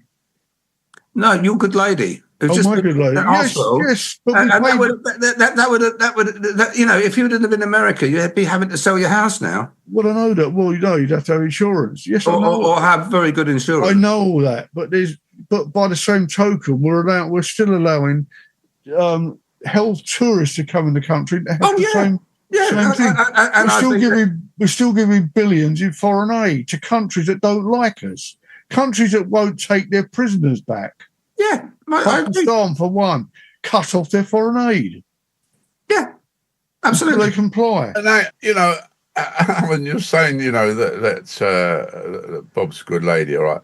If she was in another place, America, or whatever, they'd have to have insurance to cover it, But we, if I remember rightly, when we're working, we pay a lot of money into what is called the national insurance. Yeah. Which is only exactly the same as paying into a private insurance company, but we're paying it to the government. Yeah, well, typically an American family will pay 20% of their income into the health insurance. It's a significant amount. It's a very expensive business in America. Of course it is. It's very expensive. And other parts of the world. Except we give it away to other people and never paid into the system. And that is what's wrong. Why should migrants come over here and immediately get free dental treatment when we can't even get to see a dentist? Yeah. I agree with you. Paying through the nose. Hence why I've got no teeth left. I agree. The balance is out of sync. I'm not arguing that case. But I don't think that, I think this is actually one of the best countries in the world to live in. It's amongst them. Anyway. There's certainly a lot worse, but there's certainly a lot better as well. You could take Singapore. You could take the Scandinavian Nordic countries. Iceland. You take a lot. I mean, when I was in Switzerland the last time, I went around the supermarkets and that, the prices I thought were absolutely astronomical, Yeah. And I said to my niece who lives out there, I said, how come? And she said, well, and I forget what the national wage in this country was, but it was something like £8.50 an hour or something. And she said, but she said the national wage out here in Switzerland is, £19 an hour or something. Yeah. So all right, it's swings and roundabouts because if you live out there and get a national wage, you can afford to buy a bit of cheese, but if you're that's right. If you're a foreigner, you can't, But it's going to get worse, isn't it? Because they're going to tax businesses to the hilt, so prices are going to go up and up and up, and people are not going to take on staff because they can't afford them anymore in small businesses.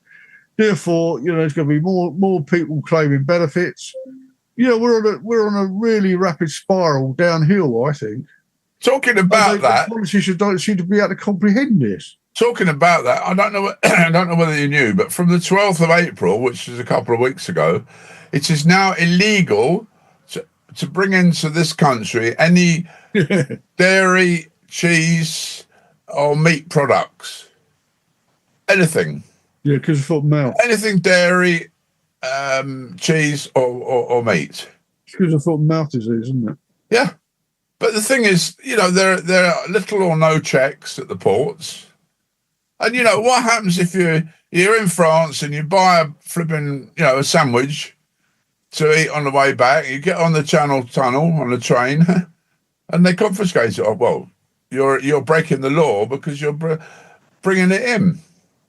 Yeah, just to give you some statistics, we're not badly placed. The United States spends 16.9% of GDP per head on healthcare. France, it's 11%. Germany, it's 11%. United Kingdom, it's 9%.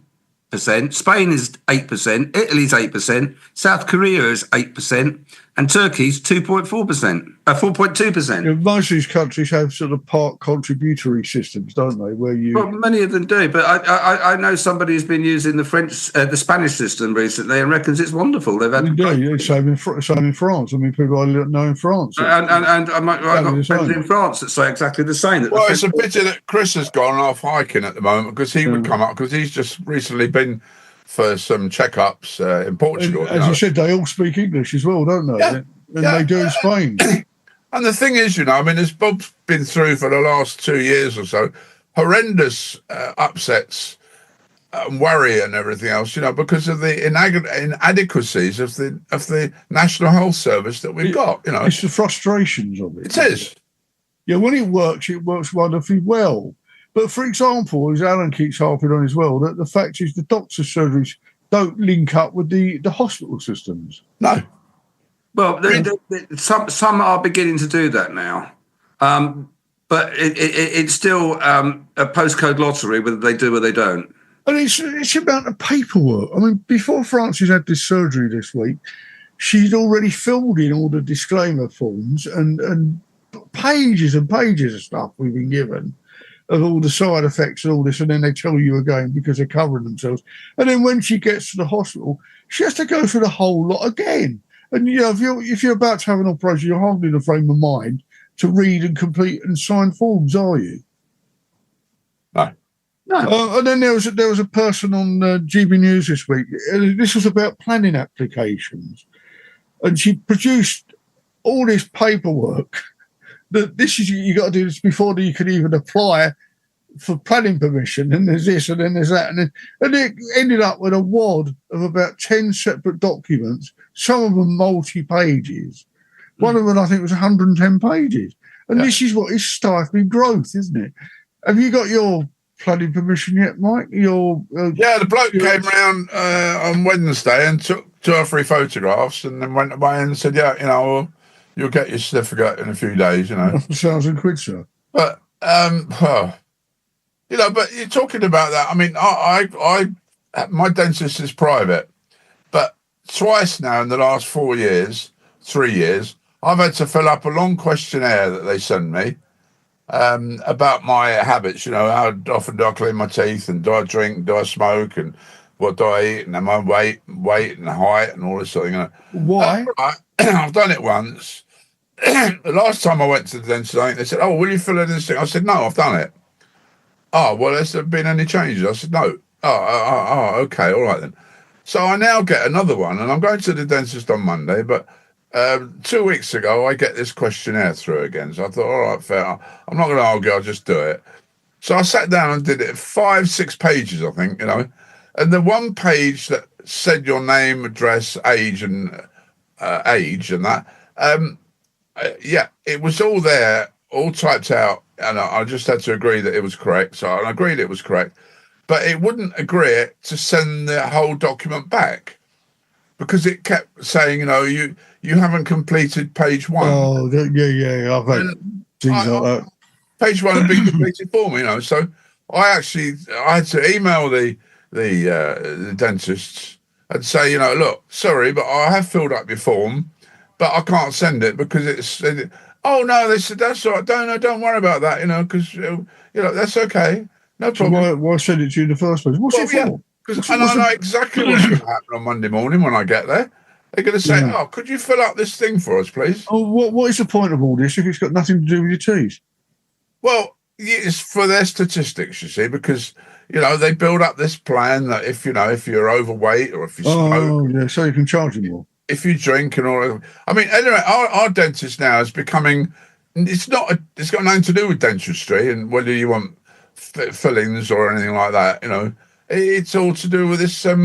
We can whiten your teeth for you and we can straighten your teeth and all that. The people are actually spending quite a lot of money now on going there and getting their teeth straightened round and whitened, and all of the fillings that they've got in, they'll take them all out and they'll put in lovely white shiny fillings so that your mouth looks absolutely superb and all the rest of it. That's all they're interested in. Yeah, well, that's another thing that you do a comparison with America. Americans think we are disgusting when it comes to our teeth. Because they're prepared to spend a higher percentage of their income on teeth than we are in this country. It's there's a choice that they make. Well, they've got the money to do so. Well, I didn't say they've got the money. I said they're prepared to pay a higher proportion of their income. Well, we can say this about a lot of things. I mean, the Italians, for example, spend an awful lot more on clothes than we do. Yes. The clothes are more expensive out there. Each to their own, isn't it? We've all got to decide and make our choices. But dentistry now has got so colossally expensive. I mean, for me to have my teeth sorted out, I'm looking at their prices. It would cost me over £5,000, and I haven't really got that money spare. Yeah. No. So what do? I go there and have great gaps in my mouth because you say that you could take out a long-term loan to cover that, but you're going to pay it back, Alan. We're not going to get the money to pay it back. If you've got no income apart from your pension. Anyway, I don't want to get into your personal finance. All I'm saying is that people. I'm saying you shouldn't have to. Well, why? Why should it be free? I'm not saying it should be free, but it's profiteering to a high degree now. It's got extremely expensive. Absolutely everything is profiteering. Well, I know that, but you think with some, with medical professions, it shouldn't be, should it? Well, that's because we're used to the NHS. But that's not. Yeah, but my point is, you step foot illegally in this land and you get this treatment free of charge. Oh, well, that's the whole different ballgame. We are paying for it. But when we try to get the same treatment, we can't have it. If you said we should be getting better value for money than we are out of our NHS, I would agree with that as well. Exactly right. But I don't, and I don't see why somebody should come into this country and have all this free. They should be running up a bill. Yeah, if somebody gets hit by the proverbial bus, regardless of who they are, what they are, they should be taken to A&E and treated. Whether they should have a long-term bill out of that, that's a whole different ballgame. And, that's things that have happened in this country while they're here. That's a different kettle of fish, isn't it? These people are coming from places, particularly Nigeria, was specifically to have babies here and to have surgery here because they know they get it for nothing. Yeah, but in many cases, they're coming in on false documents of relatives who live here. Yeah, and they're pretending to be somebody they're not. And a lot of the doctors are willing to do this treatment free because, in many cases, they come from the same countries. Yeah, there was an issue with that in the maternity unit at Milton Keynes Hospital where the same lady had about 7 babies in a year. Yeah, and she didn't live in this country. No, she was a health tourist. Well, they were health tourists. But the thing is, what I'm saying is they keep saying we're clamping down. We're not. It's getting worse. It's like Streeting gets up and says, we've increased all these NHS appointments. How do we know that? We've got no way of proving that, is it?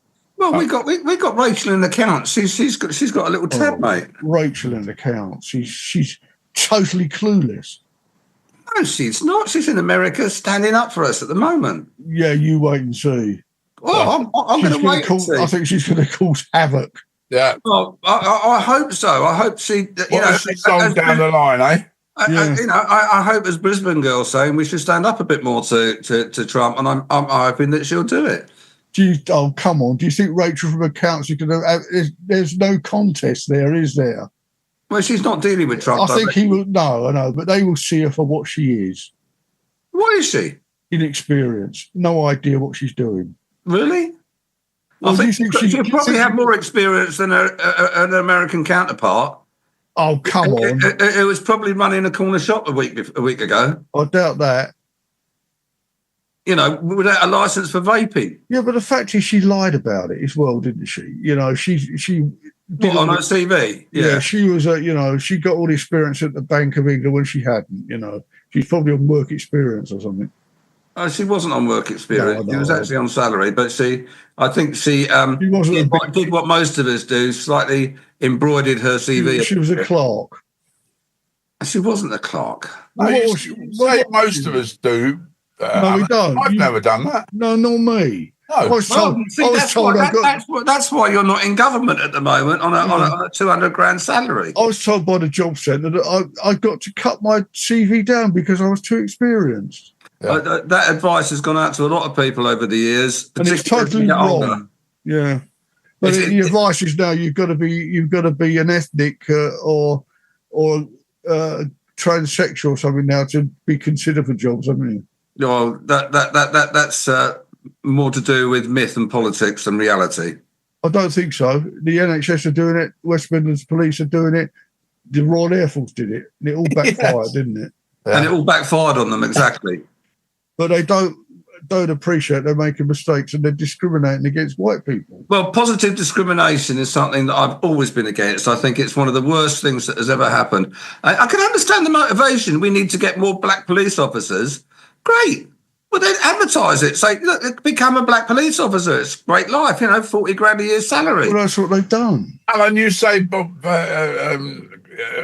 discrimination, but when I was in a situation where I was employing people, the people would write in with their CVs and that, and some people wrote on Basildon bond paper, and had very neat handwriting in pen, and another one for the same job would tear a piece of paper out of a notebook, with a spine on it, so you got the round jagged edges on it, and write in sort of two different coloured pens or pencil or something like that, Now then, discrimination, I'd never discriminated at all.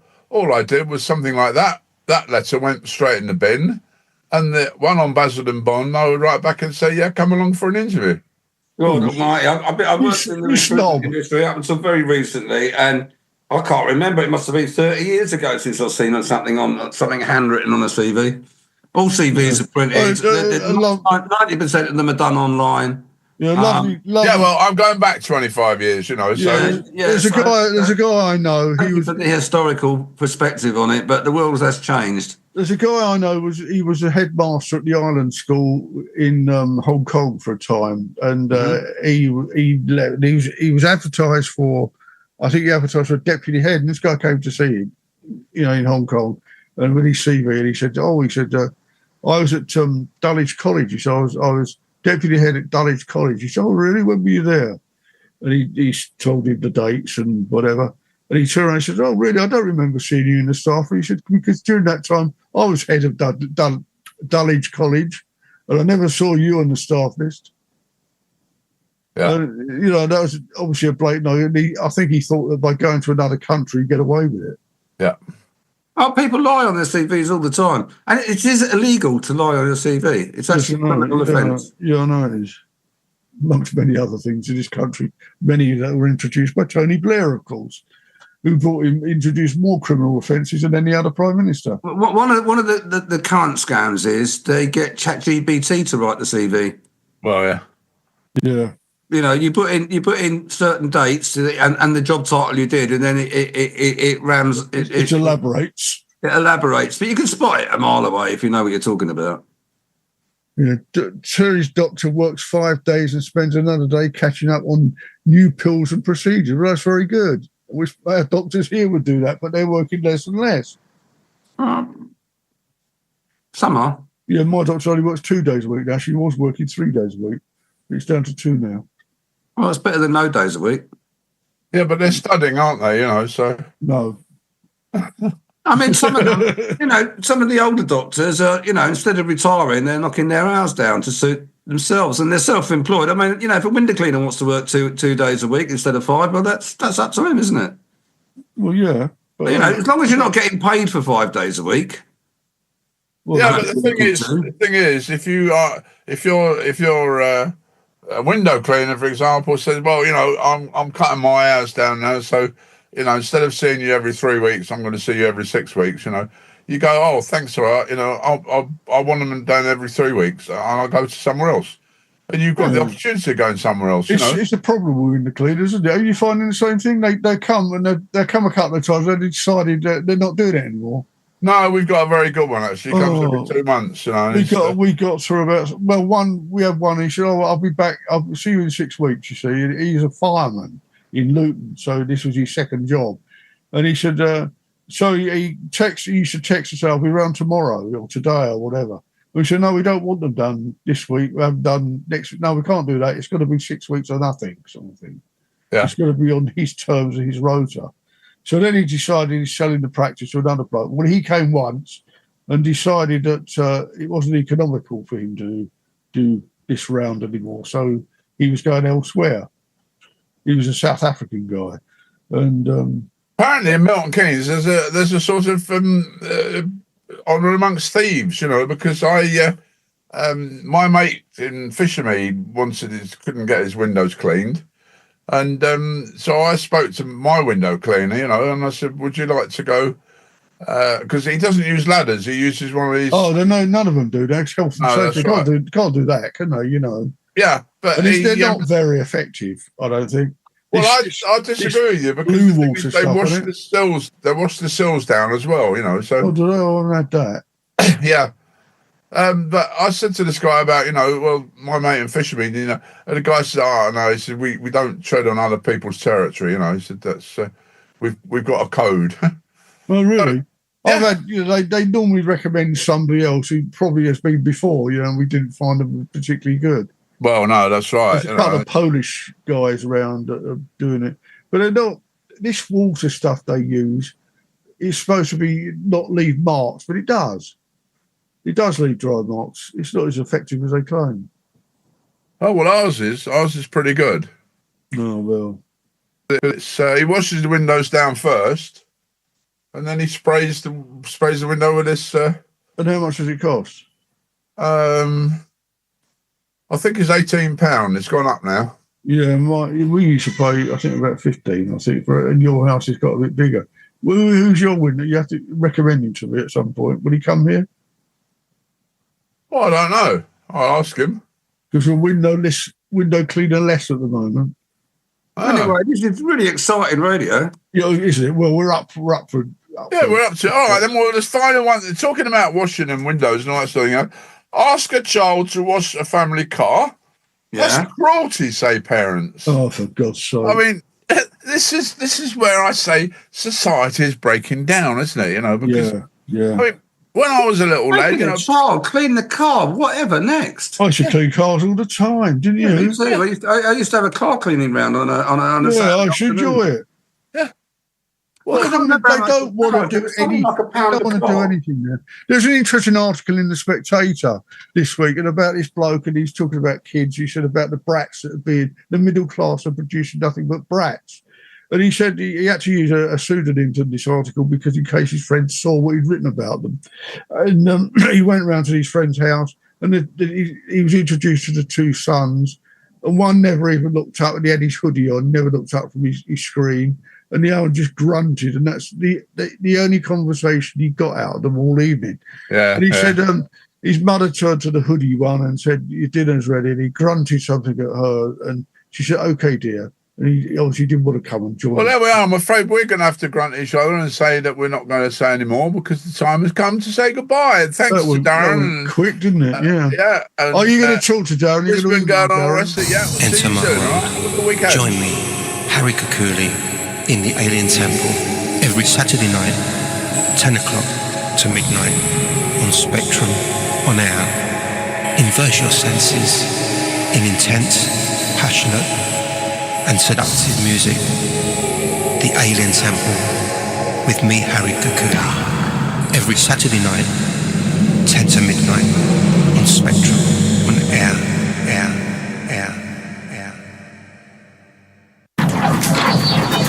Energy makes America Sundays at 9 p.m. with DJ RPN. 60 minutes energy of techno music in one mix from DJ RPN. It's time for